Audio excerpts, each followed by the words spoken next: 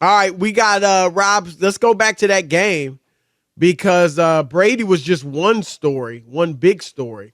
The other big story was the way the Dallas Cowboys looked. And Rob, Dak Prescott was phenomenal. It was arguably the greatest game he's played because of it was a playoff game. I know Tampa's not that great of a team, but still a playoff game. And the pressure was a lot of pressure was on him, Chris. There's no, I don't care what anybody says. Like that his career, as far as how people viewed him, was hanging in the balance in that game. Absolutely. And man, did he deliver. Threw for 305 yards, Rob. Read the coverages perfectly all night long. Threw for 4 touchdowns. Ran for another. It was tremendous. And Rob, that's the guy. Remember a year and a half ago, I thought he was en route to being elite. And he never delivered, but that was the guy I thought we might see on a more regular basis. And hasn't been the case, but he was big time last night. And the team played well too, Rob. So let me ask you this. I've talked about not trusting the Cowboys.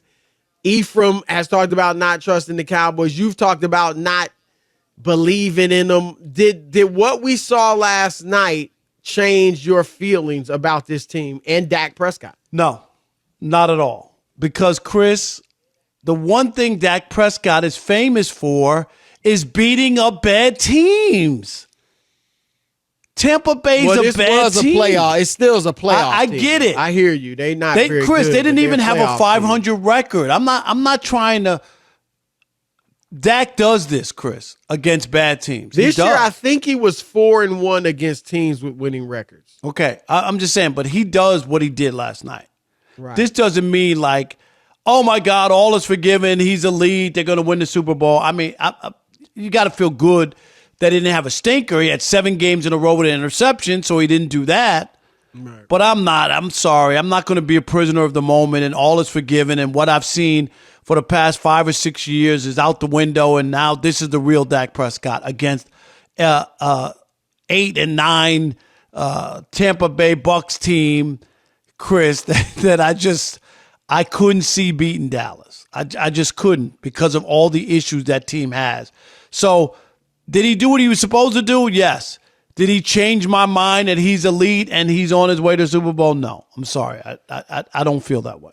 Yeah, look, I give him major league credit for what he did last night, but ultimately, I'm with you. And who was it? Who was our guest the first hour?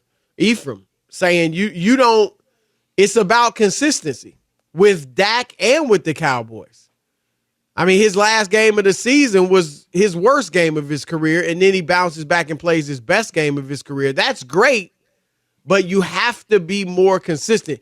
One thing I liked, Rob, was after the game when Dak spoke, he talked about, I was kind of getting away from myself, trying to do too much, forgetting kind of what got me to where I'm at. And that I thought was big because you and I have been saying it all year. They don't need Dak to throw for 450 yards. That's that not shouldn't how they be were, the game plan. Yep, that's not when they were good or at their best. Right. Absolutely. I mean, let him throw. He can throw it deep, but throw the underneath stuff. I thought, I've always said he was a game manager with playmaking ability, meaning he could make a play with his legs or with his arms.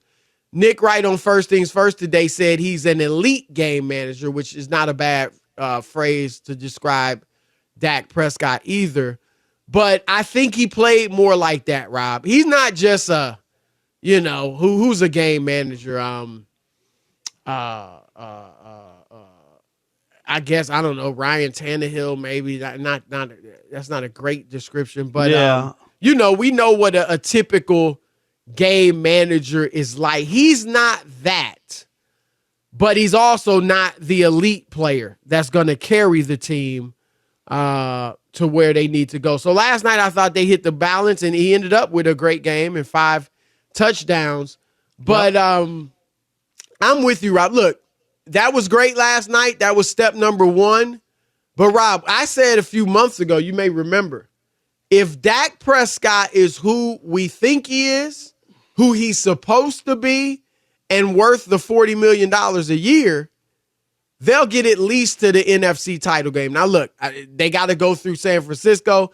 San Francisco may just be a better team, okay? But I'll say this about Dak, Rob. He's got to play well. Like, he can't go out there and put up a stinker, or this game won't really be remembered. No. I think he silenced the dollars for maybe a week. But it wasn't about getting to the second round of the playoffs.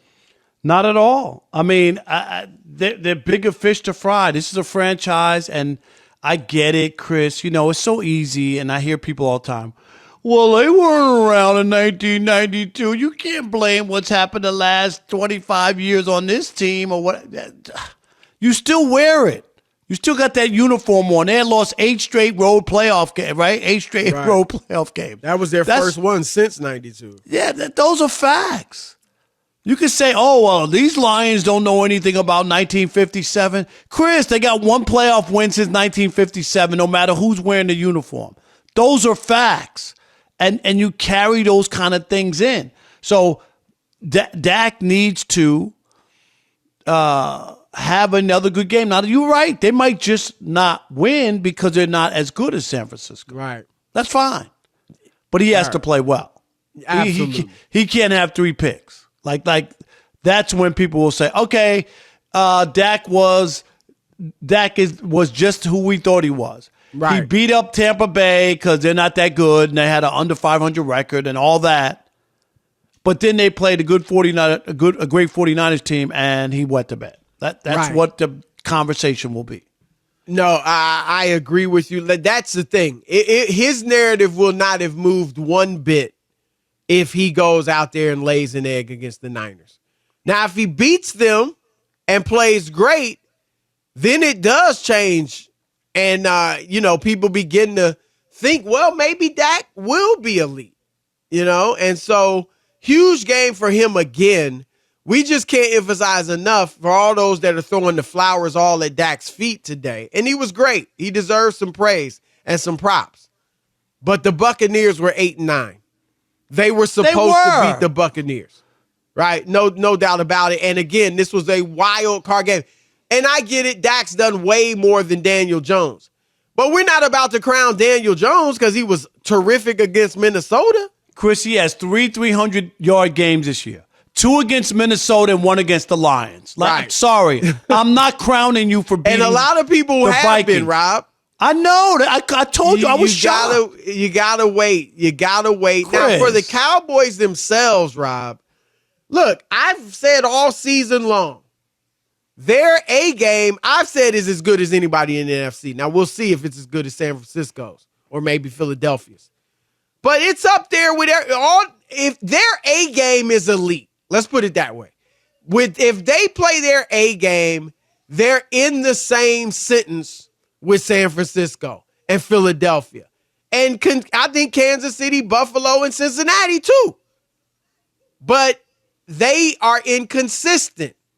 And they brought it against Tampa for sure. But will they bring it again? It's kind of like Dak, Rob. I've been watching them be up and down, even as they've won all these games. Still up and down. And just because you win doesn't mean you're a great team. Exhibit A, Minnesota. Go back a few years, Pittsburgh. We are watching how you win. We understand you're not going to blow everybody out. Right. But we are watching how you win. And what they did yesterday, Rob, yeah, I was surprised because I thought they wouldn't bring their A game. Right, but you were surprised, not that you thought Tampa Bay was any good. You thought Dallas has the propensity, Chris, of mixing in a stinker. Yep. You didn't look at Tampa Bay's team and go, oh, the Cowboys can't beat them. That wasn't it. I thought the Cowboys would beat themselves. Right. Essentially. Yeah, absolutely. And Rob, we saw, look, the Cowboys were phenomenal against the Vikings. 40-3. I mean, the Colts of Jeff Saturday, who imploded, but phenomenal, 54-19. So we knew they were capable of great games. The key is, can you do it week in and week out? And San Francisco, Rob, is not Tampa Bay, not by any stretch of the imagination.